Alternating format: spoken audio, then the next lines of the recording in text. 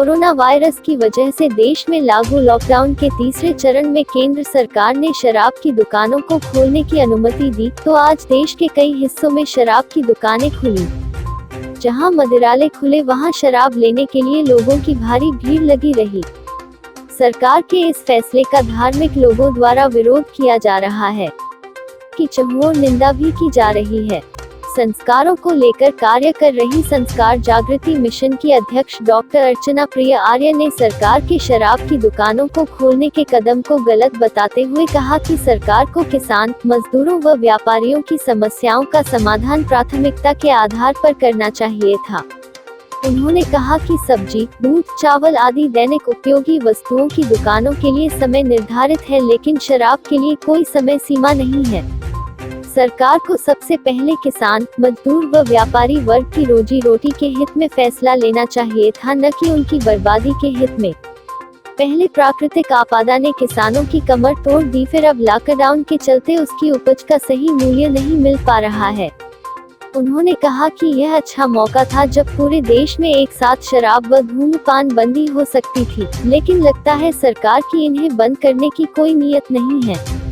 उन्होंने कहा कि लोगों द्वारा तर्क दिया जाता है कि सरकार का राजस्व बढ़ता है, लेकिन ऐसे राजस्व का क्या फायदा जो हमारी युवा पीढ़ी को नशे की तरफ धकेल दे। उन्होंने सरकार से मांग की है कि सरकार को शराब तत्काल बंद कर किसान, मजदूर, व्यापारी के हित में सोचना चाहिए। कोरोना वैश्विक महामारी के अंतर्गत हमारी सरकार ने ये फैसला किया था कि देश को लॉकडाउन में रखा जाए। तो आपने देखा कि पहले 2 चरण लॉकडाउन के समाप्त हो गए और जैसे ही तीसरा चरण शुरू हुआ तो हमारी सरकार ने एक और फैसला लिया कि देश के अंदर जो शराब की दुकानें हैं वो खोली जाएं और खोल दी गई हैं। मैं पूछना चाहती हूँ कि हमारे देश में जो किसान हैं, व्यापारी वर्ग है, मजदूर लोग हैं, सबसे पहले सरकार को उनकी चिंता करनी चाहिए थी, न कि शराब की दुकान खोलने की। आप देख सकते हो कि किसान बेचारे पहले ही कितनी प्राकृतिक आपदा झेल चुके हैं। प्राकृतिक आपदा ने कहना चाहिए उनकी कमर तोड़ दी है और आज भी वो अपनी फसल को लेकर के बैठे हैं। उनको उचित मूल्य नहीं मिल रहा है, कोई खरीद नहीं रहा है।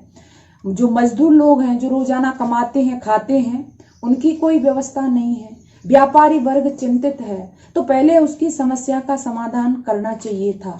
दूसरा, हमारी जो रोजाना आवश्यकता की चीजें हैं, शाक सब्जी, दूध, उनका समय निर्धारित है, उनकी दुकानें निर्धारित समय पर ही खुलेंगी, लेकिन शराब की दुकानें जब चाहो तब आपको मिल सकती है। ये कौन सा फैसला है?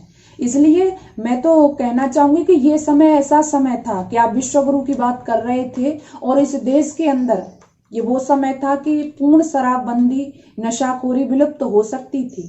और मैं अपने देशवासियों की तरफ से भी कहना चाहूंगी कि मुझे लगता था कि लोग शराब के बिना नहीं रह सकते हैं, लेकिन जब लॉकडाउन हुआ और 40 दिन तक जब शराब की दुकानें बंद रहीं तो कोई लोग भी शराब की दुकान पर नहीं गया। जब बंद थी तो कहां से जाते?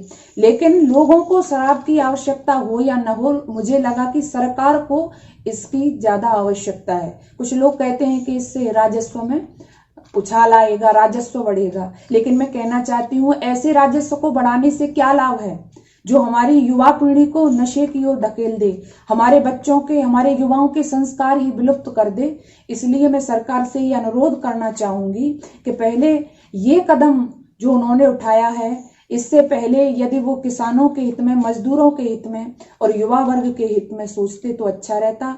और आज भी मैं अपील करना चाहूंगी कि बेचारे जो किसान हैं, जो खून के आंसू बहा रहे हैं, जो मजदूर हैं, उनको खाने के लाले पड़े हुए हैं, व्यापारी वर्ग है, चिंतित है, उनकी समस्याओं का पहले समाधान करें।